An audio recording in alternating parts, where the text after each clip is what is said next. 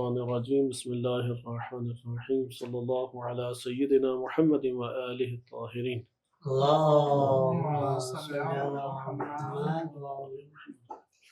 ہماری گفتگو چل رہی تھی برزخی جسم کے اوپر، اور اس میں ہم ایک اہم مقدمہ پڑھ رہے تھے، اور وہ مقدمہ مادہ اور صورہ کے عنوان سے ہے۔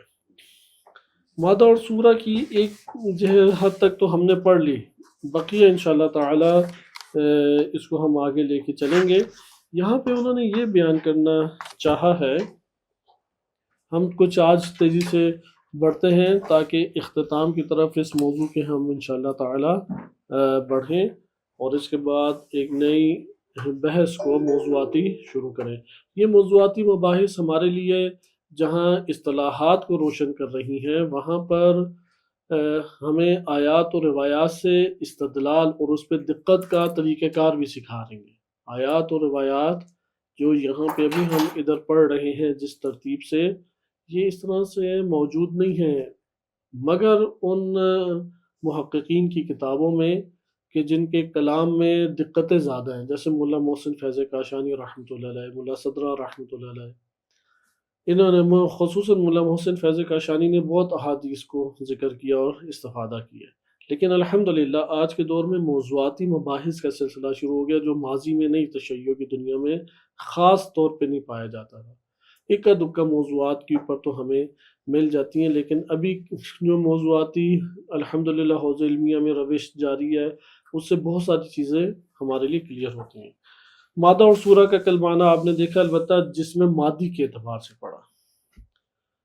ایک اور ادھر دقیق بحث ہے، اس کو ہم تھوڑا سا مؤخر کرتے ہیں، چونکہ ایک مرحلہ ابھی ہم نے پڑھ لیا مادہ اور صورہ کے اعتبار سے کہ مادہ قابلیت محض ہے، اور صورہ جب آتی ہے تو اس سے پھر ایک جسم وجود میں آتا ہے، اور یہ صورت جسمیہ کہلاتی ہے، جس میں مطلق سامنے آتا ہے۔ البتہ آپ خارج میں دیکھتے ہیں جس میں مطلق کہیں پایا نہیں جاتا، جو پایا جاتا ہے وہ جسم خاص ہے، یا وہ کسی حیوان کا جسم ہے، انسان کا جسم ہے، نبات کا جسم ہے، جمادات کا جسم ہے، جس میں مطلق کے عنوان سے آپ کے پاس جسم نہیں ہے۔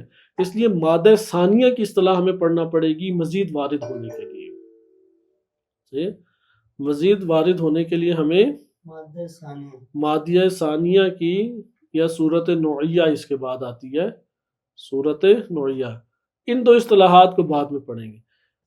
فلسفہ اسلامی میں یہ جو مادہ اور صورہ کی بحث ہے، یہ نتیجہ آور بحث ہے۔ اس نتیجے تک پہنچانے کے لیے بہت زحمت ادھر کی گئی ہے، لہذا اس کو بھولنا نہیں چاہیے۔ اس کے اوپر ہمارے دیکھیں آیات و روایات کا فہم اور بنیادی تفکر وہ موقوف ہے۔ اگر مادہ اور صورہ کی اصطلاحات ہمارے لیے کلیئر نہیں ہوئی تو پھر بنیادی ہمارے لیے تفکر ٹھیک نہیں ہوگا۔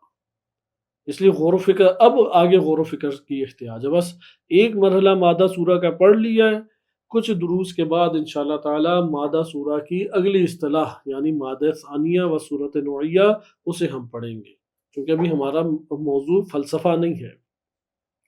لیکن آپ کو انشاءاللہ اسی دوران یہ بھی پتہ لگتا جا رہا ہے، حکمت مطالعہ کا جو ہمیں کورس پڑھایا جاتا ہے بدایت الحکمہ و نہایت الحکمہ، اس میں جو مقدماتی مباحث ہیں، ہر بحث کے کچھ مقدماتی مباحث ہیں، ان مقدماتی مباحث سے مقصود کون سی مباحث تھی، وہ یہ والی مباحث ہے۔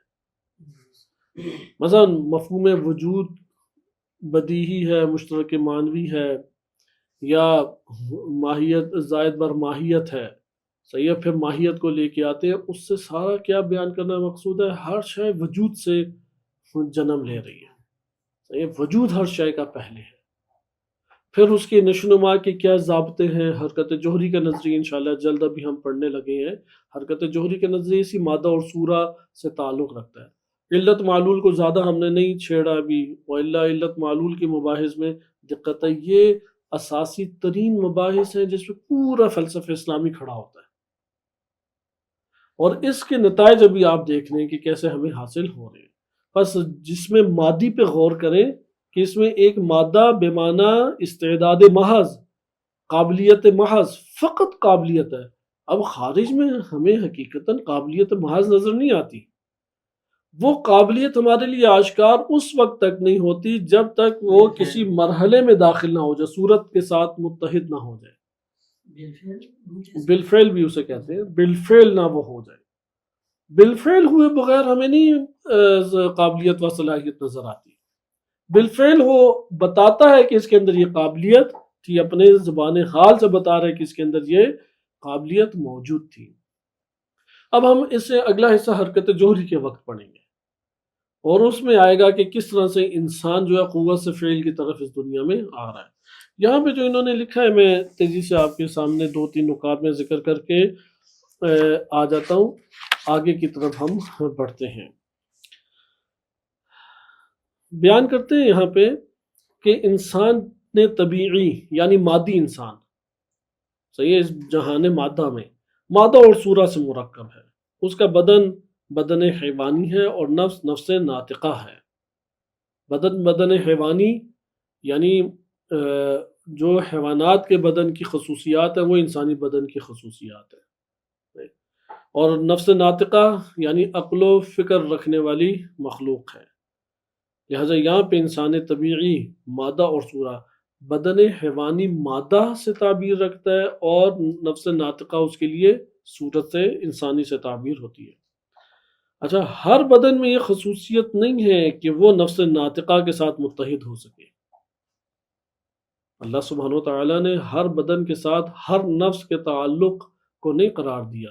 یہ مطلب یہاں پہ بیان کرنا چاہ رہے ہیں. یہ جو تمہید انہوں نے باندھی اور کل آپ کی خدمت میں 1-2 درسوں میں ذکر کیا، وہ یہ مطلب ذکر کرنا چاہتے ہیں. ٹھیک ہے کہ یہاں پہ بدن اور بدن کے ساتھ نفس کا تعلق ہے، اور ہر شے کا نفس ہے، حتیٰ پتھر کا بھی نفس ہے، لیکن نفس انسانی نہیں ہے. وہ نفس انسانی سارے نفوس سے جدا ہے.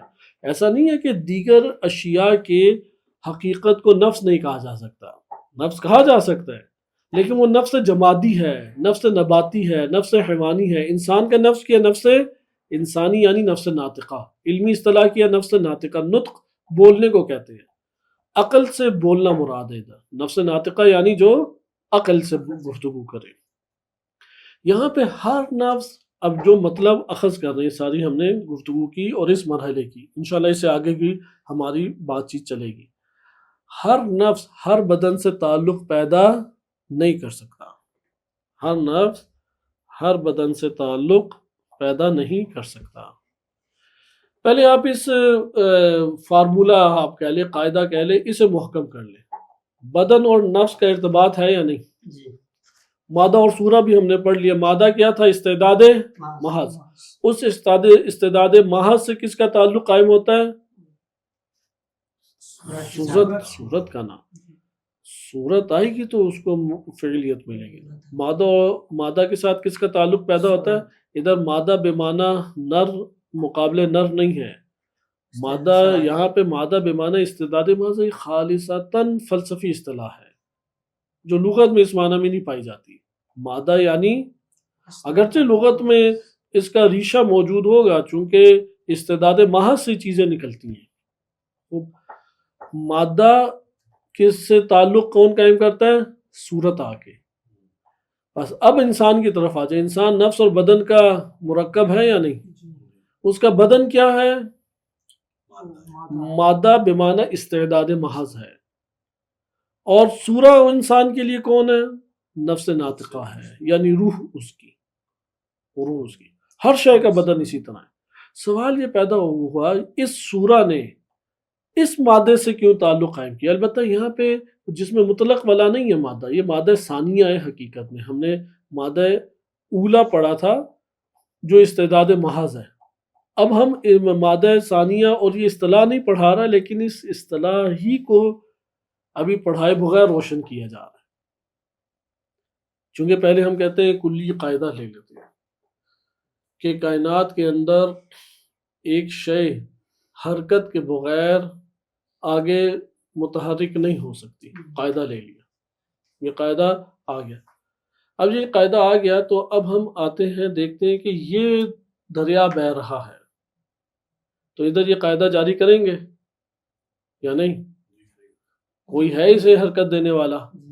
اب جب ہم آئیں گے تو ادھر کہیں گے نا کہ ادھر بالفرض اس چشمے میں زمین سے حرکت نکل رہی ہے جو اس کو باہر دھکیل رہی ہے، بالفرض اب ہم یہ کہیں یہ جو میں نے حرکت کی نسبت زمین یا پانی کی طرف دی اور متحرک کی نسبت بھی پانی کی طرف دی، یہ اب دوسرے مرحلے کی تطبیق ہو گئی یا نہیں؟ ایک پہلے کلی ضابطہ تھا، اب کلی کے بعد اس کلی کی نسبت دائرہ تنگ ہے لیکن ہے کلی، کہ ہر پانی جو ہے کائنات میں جو بہہ رہا ہے اس کو کسی نے حرکت دی ہے تو وہ بہہ رہا ہے، کوئی حرکت اسے دے رہا ہے تو وہ بہہ رہا ہے۔ لیکن یہ جو دوسرے مرحلے کی حرکت بیان کی ہے نا، یہ اس پہلے سے جدا ہے، چونکہ یہ حرکت نظر آ رہی ہے، وہ پہلے والی کہیں نظر آ رہی ہے، چونکہ اسے تطبیق کی ضرورت ہے تو تب ہمارے پاس آئے گی نا کوئی شے۔ ادھر بھی اسی طریقے سے ہے کہ جب ہم کہتے ہیں کہ مادہ یعنی استعداد محض، اور اس کے لیے ایک سورہ آتی ہے اور سورہ اسے متعین کرتی ہے، مشخص کرتی ہے، اور سامنے شے ہمارے آ جاتی ہے۔ اب اسے ہم نے جب جاری کرنا ہے پھر کیا کہیں گے؟ اب ہم اس جگہ پہ جب کہیں گے کہ ہاں ٹھیک ہے، سورہ جب بھی آتی ہے کس کے مطابق آتی ہے؟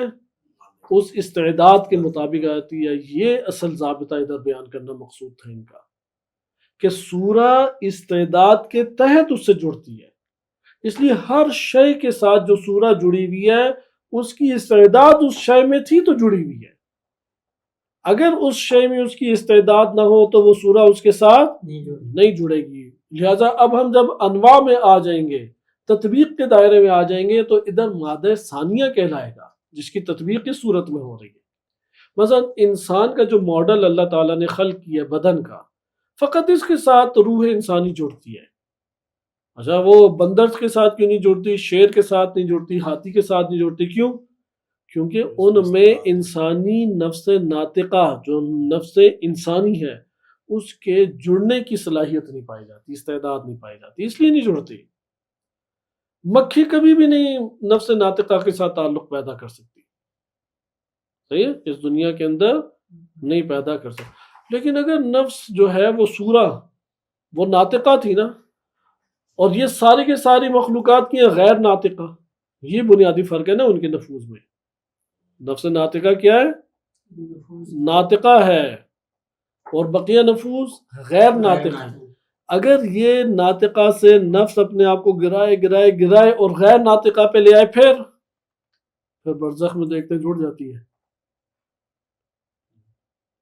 تبھی تو جڑتی ہے نا، ناطقہ کے مرتبے سے اپنے آپ کو اس نے گرا دیا۔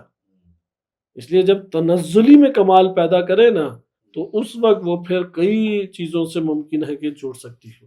یہ نفس جو ہے نا خلقت کے اندر بھی جدا جدا خلق ہوئے، بدن اور نفس جو ہے، یہ ہم ایک اصطلاح پڑھ چکے ہیں، نفس کلیہ، نفس جزیہ، یا روح جمعی اور نفوس جزیہ، اور روح جزی جیسے آپ کہہ سکتے ہیں۔ ہم سب کی ارواح کے اوپر ایک روح کلی ہے، اس روح کلی کے ہم سارے کے سارے اجزاء ہیں۔ بدن بھی اسی طرح، بدن تو استعداد ادھر سے ہے نا، وہ تو اس کی استعداد پیدا ہوتی ہے، ہر نفس ہر بدن کے ساتھ تعلق قائم نہیں کر سکتا نا، اس مادی جہان میں بھی نہیں کر سکتا۔ جی، تو اس کے لیے اسی کے نفس کے مطابق بدن ہونا چاہیے نا۔ تو وہی نا، یہ تو ہم اصل پڑھ رہے ہیں کہ اس نفس کے اس بدن میں صلاحیت جس سطح نفس کی ہوگی وہی سطح نفس اس کے ساتھ تعلق جوڑ سکتا ہے، وہی صورت اس کے ساتھ تعلق جوڑ سکتی ہے۔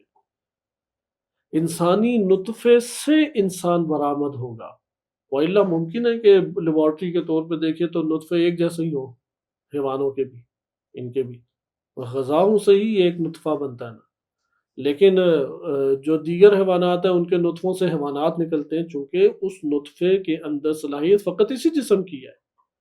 انسانی نطفے کے اندر صلاحیت انسانی جسم، آج کے دور میں اس کو ڈی این اے سے تشبیہ دی جاتی ہے کہ ڈی این اے کا جو وہ ہے وہ ڈیزائن ایسا ہے کہ وہ کیسی شکل ہوگی، کیسی آپ ڈی این اے کہہ دیں، کوئی بھی صورت کہہ دیں، لیکن یہ کلی معنی سب سے بہتر ہے، چونکہ ڈی این اے بھی بالآخر جسم ہے۔ ڈی این اے بقیہ کا بھی ہو سکتا ہے اور ہوتا ہے، لیکن ماڈل ان کا بدن کے ماڈل کے تحت۔ آخر سوال یہ ہے کہ انسانی روح یا نفس ناطقہ وہ مکھی کے ساتھ کیوں نہیں جڑا؟ چلو اونٹ یا ہاتھی کے ساتھ کیوں نہیں جڑا؟ چمپینزی کے ساتھ ہی جڑ جاتا، اس کے ساتھ کیوں نہیں جڑا؟ یہاں پہ وہ اس کا جواب کیا ہے، چونکہ سورہ جو ہے وہ استعداد محض کے ساتھ استعداد کے مطابق آ کے تعلق پیدا کرتی ہے۔ یہ مطلب انہوں نے اس جگہ بیان کیا ہے، حتیٰ کہ اس کو پھر آگے لے کے جاتے ہیں کہ برزخ میں بھی جو انسان، چونکہ برزخ میں مادہ ہے لیکن مادہ فعلیت کے مقام پہ پہنچ چکا ہے وہ، صحیح ہے، چونکہ اس کے اندر استعداد ہوگی تو وہ سورہ اس کے ساتھ تعلق قائم ہوگی، لیکن تام ہو چکا ہے، اب قوت سے فعل نہیں ہے، کئی دفعہ یہ تکرار ہو چکا ہے، وہاں پہ قوت سے فعل کی طرف نہیں ہے، ادھر استعداد فعلی ہے، اس استعداد فعلی کے تحت صورت فعلی اس کے ساتھ آ جاتی ہے، تعلق قائم کرتی ہے، لیکن وہاں پہ بھی آپ دیکھیں کہ ادھر جو بدن مثالی میسر آئیں گے، ایک مادہ جو کہ خالصتاً فقط شریر ارواح کے ساتھ تعلق پیدا کر سکتا ہے، وہ کسی بدن خیر کے ساتھ تعلق پیدا کر پائے گا؟ اس لیے یہ نہیں ہو سکتا کہ برزخ میں جو جہنمی ہے اسے جنت والی نعمتیں مل جائیں، جنتی کو جہنم مل جائے، ایسا نہیں ہو سکتا، چونکہ جہنم کی جو صورت ہے اس کا کوئی استعداد اس کی لے کے آئے گا تو وہ اسے نصیب ہوگی نا، یہ استعداد لے کے آیا جنت کی تو اسے جنتی بدن جنتی بالفرض ملے گا۔ مثلا جو شمر ہے اس نے استعداد جس کی پیدا کی وہ بدترین جہنم تھی، اب اس کو امام حسین علیہ السلام والا بدن نہیں مل سکتا، اس کو امیر المومنین علیہ السلام کا بدن مثالی قطعاً نہیں مل سکتا، ادھر جو بھی بدن دکھائی دے گا وہ کس کے مطابق ہے؟ اسی فارمولے کے مطابق، استعداد کے مطابق ہے۔ اسی طرح امیر المومنین و امام حسین علیہ السلام و انبیاء علیہ السلام، ان کو کبھی بھی ان میں استعداد ہے بہت اعلیٰ ترین ابدان مثالیہ سے تعلق پیدا کرنے کی یا ابدان عقلیہ سے تعلق پیدا کرنے کی، لہٰذا وہ اس طرح کے سخیف اور اس طرح کے پست ابدان سے کبھی بھی تعلق پیدا نہیں کریں گے، چونکہ استعداد اس کی نہیں ہے ان کے پاس، استعداد کس کی ہے؟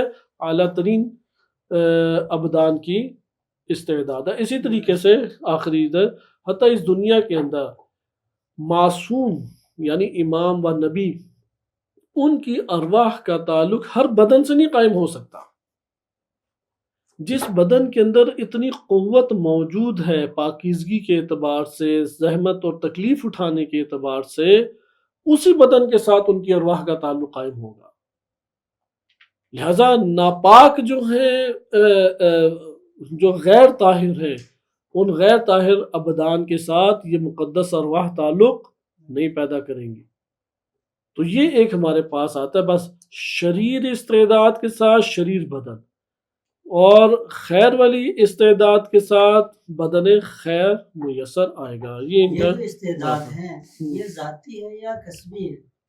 جو ہمارا اندر جو استعداد ہے یہ پہلے سے ہی خلق سے پہلے، یعنی لیکن یہاں پہ جو ہم استعداد بتا رہے ہیں نا کسبی سے، ویسے تو اس کائنات میں کوئی بھی شے ذاتی اس معنی میں نہیں ہے جیسے اللہ تعالیٰ کے لیے، کیونکہ ہر شے اللہ سبحانہ و تعالیٰ ہی عطا فرما رہا ہے، لیکن اس معنی میں بلا شک و شبہ ذاتی ہے کہ جب وہ خلق ہوئی تھی تو اس کی خلقت میں یہ چیزیں موجود تھیں، یعنی وہ شمر بننے کی صلاحیت نہیں ابھی آپ پہلے انسان تک تو پہنچے نا، اس کے بعد آگے جائے نا، ہم بات کر رہے ہیں مجموعوں کی، مثلا پتھر کے ساتھ نفس ناطقہ نہیں جڑ سکتے، نفس ناطقہ مکھی کے ساتھ نہیں جڑ سکتی، اسی طرح سے دیگر در و دیوار کے ساتھ نفس ناطقہ کا تعلق نہیں ہو سکتا، نفس ناطقہ کے لیے یہی ماڈل بدن اللہ تعالیٰ نے بنایا، پھر نفس ناطقہ ایک دفعہ اپنے مرتبہ نطق کے اوپر، ناطقہ کے اوپر رہتی ہے اور ایک دفعہ نہیں رہتی، ہر دو کا تعلق بدن سے تو جڑ جاتا ہے نا انسانی،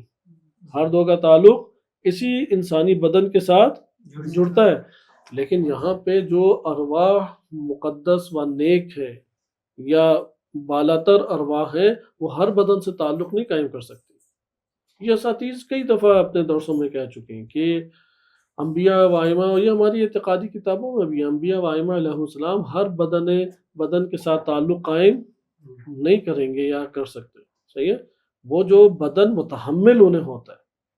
اس کے بعد آپ جو سوال کر رہے ہیں شمر والا، وہ بدن مثالی کے اعتبار سے درست ہے، ہاں یہ ضرور ہے، یہ مطلب بہرحال ابھی ہم شاید اس کے اوپر بحث نہ کر سکیں، اور یہ دروس میں بھی اساتذ نے بیان کیا، جو مجرم زانی ارواح ہیں، ہاں وہ زانی نطفے کے ساتھ تعلق جا کے قائم کرتی ہیں، وہ جو مجرم سطح کے اوپر نفس ایجاد ہونا تھا وہ اس طریقے سے نہیں. اب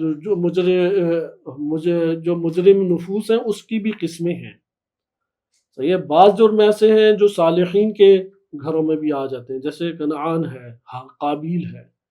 لیکن بعض ایسے پست مجرم ارواح ہیں کہ جو ان صالحین کے نہیں، اس کے لیے لازم ہے کہ وہ کسی زانی کے گھر میں ہی روح جا کے جوڑے. اب یہ حکمت الہیہ کی پر ہم کائنات کو دیکھیں، دو طرح سے آپ مطالعہ کر سکتے ہیں. ایک دفعہ کائنات کو مطالعہ آپ کرتے ہیں کہ آپ اس پر حاکم ہیں اور حکم لگاتے ہیں یار یہ اس طرح ہو جاتا، یہ اس طرح ہو جاتا، یہ فلاں ہو جاتا. اس طور پہ تو ہمیشہ خطا کا شکار ہوں گے، کیونکہ ہماری عقل مختصر، حکمت انتہائی قلیل، علم انتہائی قلیل.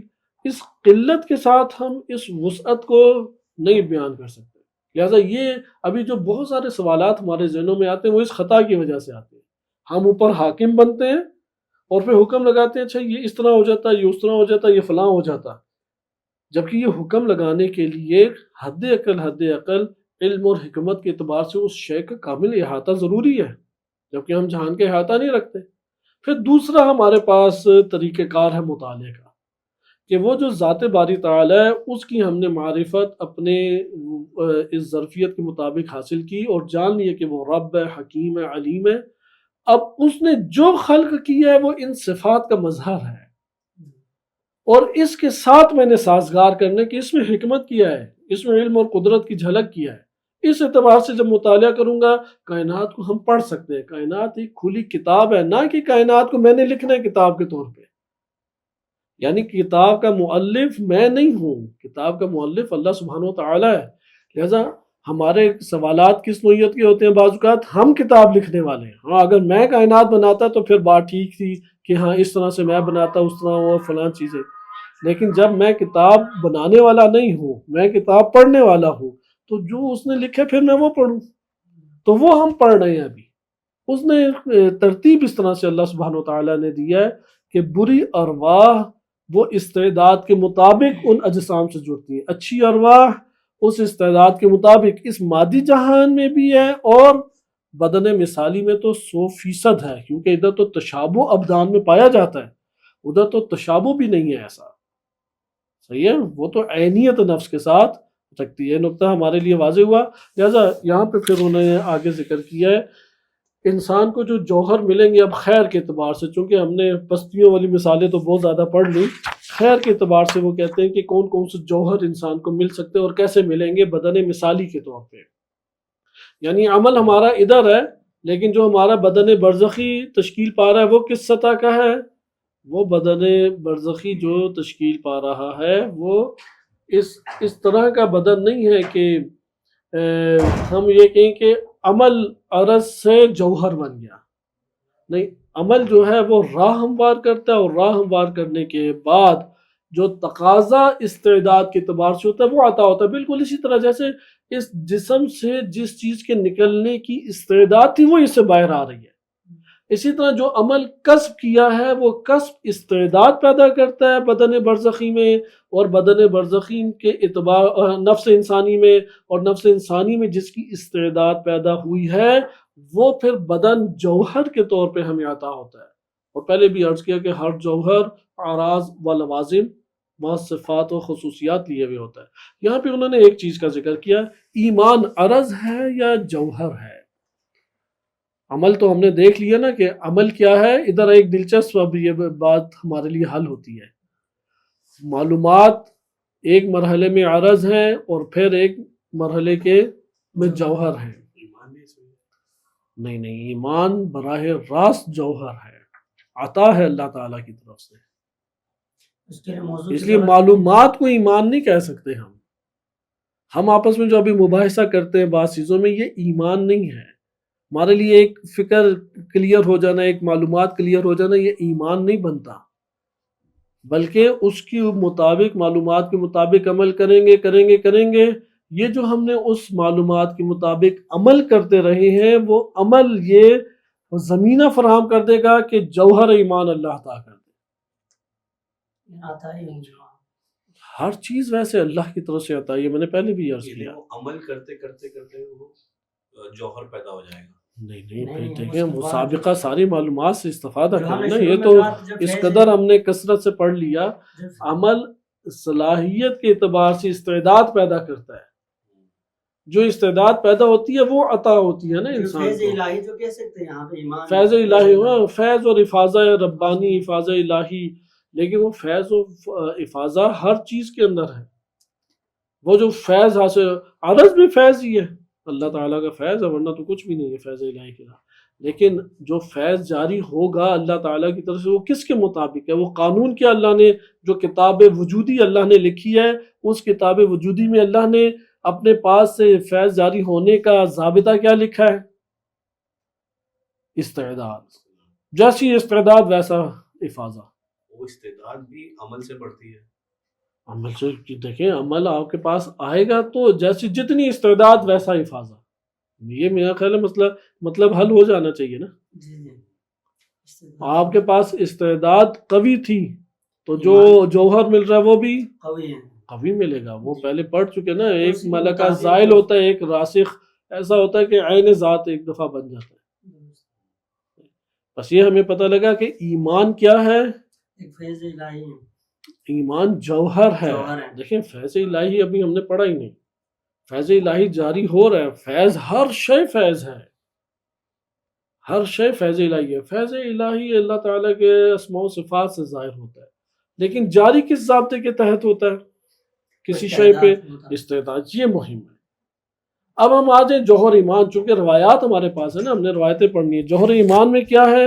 استعداد ہمیں کیسے حاصل ہوتی ہے؟ استعداد کے مطابق جوہر ایمان ہمیں حاصل ہوتا ہے. اس کے اوپر ایک دو احادیث آپ دیکھ لیں کہ قرآن نے اسی لیے ایمان کے اضافے کی بات کی ہے، ہدایت کے اضافے کی بات کی ہے. اضافہ تو تب بھی ہوتا ہے نا کوئی جوہر ہمارے پاس ہو تو جتنا، وہی آپ ابھی جو اشارہ کر رہے تھے، لیکن میں نے اس پہ اس لیے ٹوکا کہ اس کا جواب آپ کو خود ہی فوراً لے لینا چاہیے تھا.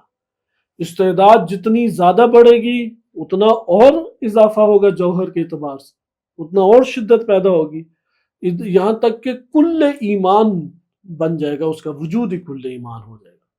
صحیح؟ سارے ٹکڑے بھی کرے. استعداد کو بڑھا رہا ہے، استعداد عمل کی صلاحیت کو بڑھا رہی ہے اور اس سے ایمان بڑھا رہا ہے. کیا عمل سے استعداد بڑھ رہی ہے اور استعداد سے جوہر ایمانی میں اضافہ ہوتا جا رہا ہے. پھر سے وہ عمل مطلب ایک سائیکل جیسا، مطلب شاید نہیں سائیکل نہیں، دیکھیں یعنی ایک دور ہے. سائیکل اگر دوڑ لازم آئے تو باطل ہے، دوڑ کا نہیں ہونا چاہیے اس میں. صحیح؟ آپ کہیں کہ الف کو بے نے جنم دیا، بے کو کس نے جنم دیا؟ کہ الف نے. یہ نہیں ہو سکتا.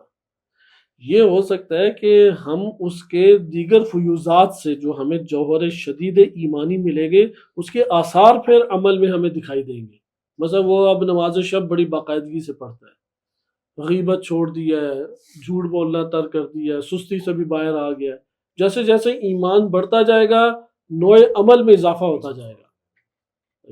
تو وہ جو نوع عمل ہے وہ استعداد کو جتنا بڑھائے گا اتنا قوت ایمانی آئے گی. اس لیے قرآن کی آیت سورہ کہف آیت نمبر 13 دیکھیں، انہم فتیۃ آمنوا بربہم. یہ وہ جوان ہیں کہ جو اپنے رب کے اوپر ایمان لائے، یعنی یہ ایمان انہیں عطا ہوا، کوشش کی جوہر ایمانی اللہ نے عطا کی. وزدناہم ہدا، اور پھر ہم نے کس میں اضافہ کر دیا؟ ان کی ہدایت میں. جوہر ہدایت اللہ تعالیٰ نے انہیں مزید عطا کیا. اگلی آپ اس میں دیکھیں سکینہ والی آیات ہم کئی دفعہ پڑھ چکے ہیں قرآن کریم کی دیگر دروس میں بھی، کہ وہاں پہ کیا ہے؟ هو الذی انزل السکینۃ فی قلوب المؤمنین. سورہ فتح کی آیات ہے کہ اللہ نے نازل کیا مومنین کے قلوب کے اوپر. قلوب یعنی وہی ارواح، نفوس. قلوب مومنین کے اوپر اللہ نے سکینہ کو نازل کیا لیزدادوا ایمانا، تاکہ یہ سکینہ آ کے کیا بڑھا دے گا؟ ایمان. لہٰذا یہ سکینہ خود ایک جوہر ہے. یہ جوہر جب جوہر ایمان سے ملتا ہے تو مزید ایمان میں اضافہ ہوتا ہے. مع ایمانہم، صحیح ہے، لیزدادوا، تاکہ وہ بڑھ جائیں از لحاظ ایمان جو ان کے ایمان کے ساتھ تھا. یعنی یہ آ کے بطور ایمان ان کے ساتھ جڑتا ہے. یعنی یہ سکینہ کیا ہے؟ لیزدادوا ایمانا، تاکہ وہ لوگ بڑھ جائیں. ادھر سکینہ نہیں بڑھ رہی، ادھر کیا؟ لیزدادوا، ان میں اضافہ ہو رہا ہے. ہمارے گوشت پوست میں تو کوئی 110 کلو کا تو نہیں ہوتا جب یہ آ جائے سکینہ. یقیناً بدن برزخی میں اضافہ ہے یا اس کے نفس میں. جی سکینات میں استعداد استعداد نہیں ہے، یہ تو عرض کر رہا ہوں، وہ بھی جوہر ہے جو اللہ کی دیکھیے اللہ کی طرف سے فیوز ہے. انزل السکینہ، اللہ نے سکینہ نازل کیا. یہ جو سکینہ نازل کیا یہ ہمارے بدن میں ایک جوہر ہے، جو یعنی جوہر کو اللہ نے ہمارے اوپر نازل کیا. اس کا تعلق جب قلوب مومنین ہماری ارواح سے بنا، مومنین کے ارواح سے جڑا، لیزدادو تاکہ ان میں اضافہ ہو. ان میں کیسے اضافہ ہوگا آپ بتائیں؟ یہ نہیں کہہ رہے کہ اس کے ایمان جوہر میں اضافہ ہو. لیزدادو سے کیا ہے؟ زادت ایمانہم، یا نہیں زادت، وہ قرآن کی بہرحال ابھی میں ذہن میں صحیح نہیں آیت کہ غلط نہ وہ ادائیگی ہو جائے، اسے بعد میں حل کریں گے. یہ ادھر دیکھیں، لیزدادو، ان میں زیادتی ہوئی. کیا مطلب ان میں زیادتی ہوئی؟ تھوڑا اس پہ غور کریں، چونکہ ہم ترجمہ کیا کرتے ہیں کہ ان کے ایمان میں زیادتی ہوئی، لیکن ادھر قرآن کیا کہہ رہا ہے؟ ان کی ذات میں زیادتی ہوئی. لیزدادو ہے، صحیح ہے؟ یعنی ایمان میں اضافہ ایک چیز ہے اور ان کے وجود میں اضافہ ایک چیز ہے. لہذا جب یہ سکینہ نازل ہوا اور اس کا تعلق نفس سے قائم ہوا تو یہ نفس نے نشوونما پائی، بدن برزخی نے نشوونما پائی. ممکن ہے کہ بدن عقلی نے نشوونما پائی، چونکہ وہ دونوں نفس کا غیر نہیں ہے وہاں پہ. صحیح؟ اس نفس میں لیزدادو، تاکہ ان کے نفوس میں اب اضافہ ہو رہا ہے. کس اعتبار سے؟ ایمان کے اعتبار سے اضافہ ہو رہا ہے. مع ایمانہم، کہ جبکہ ان کا ایمان پہلے بھی تھا. ایمان در ایمان آتا ہے، لیکن پہلا ایمان بھی ان کا حصہ بن گیا، اب دوسرا ایمان آ کے بھی ان کا وجودی حصہ بن گیا.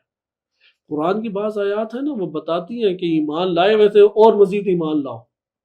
سورہ صف میں نا، یا ایھا الذین آمنوا هل ادلکم علی تجارۃ تنجیکم من عذاب علیم، ایمان لانے والو کیا میں تمہیں تجارت نہ بتاؤں کہ جس سے تم عذاب علیم دردناک عذاب سے نجات پا جاؤ.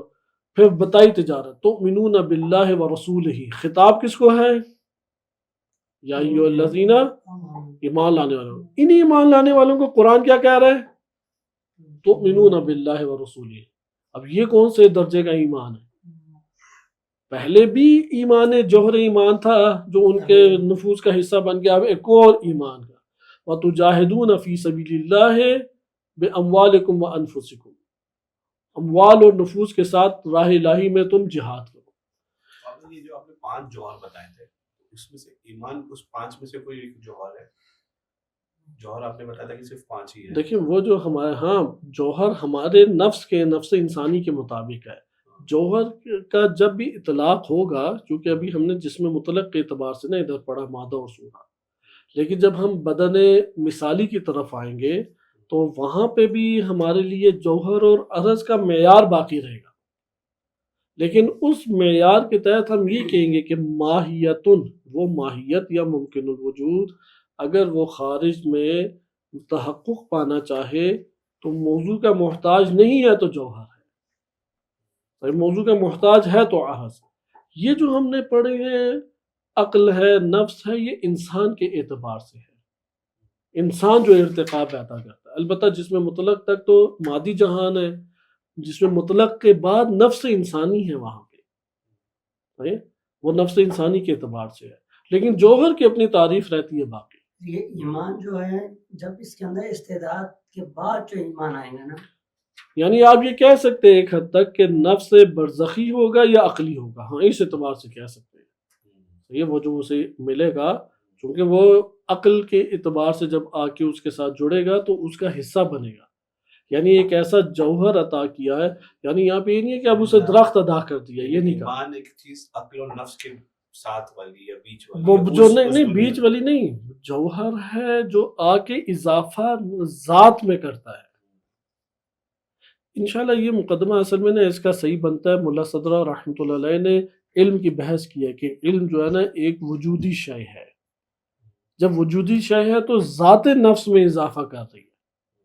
یعنی ایک دفعہ کیا چیزیں ہوتی ہیں کہ اعمال، درخت، پانی، پتھر پہاڑ وغیرہ بن رہے ہیں، یہ ایک الگ چیز ہے۔ ایمان اس طرح سے کوئی چیز نہیں ہے، یہ حور العین ایمان ہے، یہ نہیں ہے، یہی اصل فرق ہے۔ آپ ایمان پہ اب خود غور کریں، ایمان کی حقیقت جو ہے نا وہ علم خالص ہے، لیکن خاص سطح کا وہ علم ہمارے پاس آئے گا۔ صحیح؟ جس طرح سے یہ بحث انہوں نے کی بھی ہے کہ تصدیق قلبی کو ایمان کہتے ہیں، کلامی جو تعریف ہے تصدیق ہاں، وہ جو قلب تصدیق کے مرتبے پہ آتا ہے نا، یا یقین کے مرتبے پہ آتا ہے، یہ ایمان کہلاتا ہے۔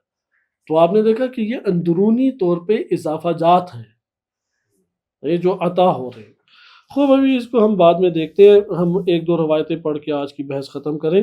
کہ ایک روایت ہے ہمارے پاس صحیح سند ہے الکافی سے، ہشام بن سالم سے ہے، اور دیگران نے بھی اسے نقل کیا ہے، حفظ بن بختری بھی ہیں یا بختری ہیں امام صادق علیہ السلام سے۔ امام صادق علیہ السلام آیت کریمہ جو سورہ فتح ہے اس کے ذیل میں ارشاد فرماتے ہیں، آیت ہے هو الذی انزل السکینۃ فی قلوب المؤمنین، مومنین کے قلوب پہ سکینہ اس کی ذات نے نازل کیا۔ امام فرماتے ہیں هو الایمان، سکینہ کیا ہے؟ ایمان ہے۔ اچھا، اس سے اگلا ہے سکینہ خود کیا؟ روح اور جوہر قدسی ہے، ایک روح ہے، جوہر قدسی، یعنی یہ بھی جوہر ہے بالفاظ دیگر۔ اس حوالے سے امام غالباً کاظم علیہ السلام ہے یا امام رضا علیہ السلام ہے، علی بن اسبات ان سے کہتے ہیں جعلت فداک ومس سکینہ، میں آپ کی قربانی قرار پاؤں، سکینہ کیا ہے؟ یہ تفسیر قمی میں روایت ہے۔ امام فرماتے ہیں ریح من الجنہ، جنت کی ایک ہوا ہے، لہا وجہ کا وجہ الانسان، انسان کی چہری کتنا اس کا بھی چہرہ ہے، طیبۃ بہت پاکیزہ ہے، وکانت مع الانبیاء یہ انبیاء کے ساتھ ہوتی ہے، وتکون مع المؤمنین اور مومنین کے ساتھ بھی، انبیاء کے ساتھ تھی اور اب مومنین کے ساتھ بھی ہوتی ہے۔ اسی طریقے سے ایک اور روایت ہے کلینی کی الکافی میں کہ اسی آیت کے ذیل میں امام فرماتے ہیں امام صادق علیہ السلام هو الایمان، سکینہ کیا ہے؟ وہ ایمان ہے۔ اور پھر جمیل بن دراج ہے، انہوں نے امام صادق علیہ السلام سے پوچھا وہ جو قرآن کی آیت ہے وَأَيَّدَهُم بِرُوحٍ مِّنْهُ، کہ اللہ نے پھر اس سے روح کے ساتھ مدد کی، وَأَيَّدَهُم، اللہ نے بِرُوحٍ مِّنْهُ کہ روح سے مدد کی۔ تو امام صادق علیہ السلام فرماتے ہیں ادھر روح سے مراد کیا؟ هو الایمان، وہ بھی ایمان ہے۔ تو یہاں صراحت کے ساتھ بیان کیا کہ روح ایمان یہ روح قدسی ہے، جوہر قدسی ہے، جو انسان کو اللہ تعالیٰ عطا کرتا ہے تو وہ پھر مرتبے کے اعتبار سے آگے بڑھ جاتا ہے۔ اسی طرح سے ایک اور روایت ہے عمر جابر جوفی سے، امام باقر علیہ السلام فرماتے ہیں یہ بھی الکافی کہ ان اللہ عز و جل خلق المؤمنین من طینۃ الجنان، جنتوں کی مٹی سے اللہ نے مومنین کو خلق کیا ہے، واجرا فیہم من ریح روحہ، تو اپنی روح کی اور اس نے ان میں اپنی روح کی ہوا کو جاری کیا ہے۔ یہاں پہ بھی وہ دیکھیں کہ ریح کیا ہے؟ وہ جوہر ہے۔ تو یہاں پہ روح ایمان ہے جو اس کے مرتبہ وجودی کے مطابق ہے۔ ادھر روح ہے اصل میں ابھی اس کو اگلے درس میں حل کریں گے، روح القدس ایک کلی روح ہے، اس کے یہ مراتب ہیں، نیچے سب کو عطا، لیکن روح القدس کس کے ساتھ خاص ہے؟ معصوم کے ساتھ، اسی کے جو نچلے مراتب ہے وہ مومنین کو عطا اللہ تعالیٰ فرماتا ہے۔ تو ایمان جوہر ہے، عرض نہیں ہے، کیونکہ قلوب میں اللہ تعالیٰ نے عطا کیا اور ان کے ذریعے سے مدد کی ہے۔ اس سے ہمیں واضح پتہ لگتا ہے اللہ کی طرف سے نفوس میں، ان سے مومنین کے نفوس میں ایمان کا افاضہ ہوتا ہے، اور اللہ تعالیٰ اس کا مبدا ہے، اس روح کا مبدا جہاں سے یہ جاری ہوئی ہے، یہ جوہر کا مبدا جہاں سے یہ جاری ہوا ہے وہ ذات اقدس الہی ہے۔ اسی طرح کفار کے بارے میں بھی وارد ہوا ہے کہ ان الذین کفروا بعد ایمانہم، جنہوں نے ایمان لانے کے بعد کفر کیا، انہیں یعنی جوہر ایمان ملا لیکن وہ محکم نہیں تھا، ہٹ گیا اور پھر کفر محکم طور پہ آ گیا، ثم ازدادوا کفرا، پھر کفر اضافہ ہوتا چلا گیا، یعنی یہ جو کفر اندر آ رہا ہے یہ ان کے کفریہ نفوس کے اندر اضافہ کر رہا ہے، یہ مجردات کی دنیا کے اضافے ہیں، کفر بھی مجھے یہ جوہر میں سے، ہاں اس میں سے لن تقبل توبتہم، اس لیے ان کی توبہ قبول نہیں ہے، توبہ چونکہ ازالہ ہے، اب وہ کفر اتنا ان کے اندر صلاحیت کر گیا ہے، یعنی وہ گوشت پوست خون بن چکا ہے، جیسا کہ امیر المومنین علیہ الصلوۃ والسلام کے لیے یہ تعبیرات روایات میں آئی ہیں کہ دموں کا دمی، تمہارا خون میرا خون ہے، لحم کا لحمی، یا تمہارا گوشت میرا گوشت ہے، یعنی اس سے مراد حقیقت کی ہے، یہ والا تو گوشت پوست نہیں ہے نا۔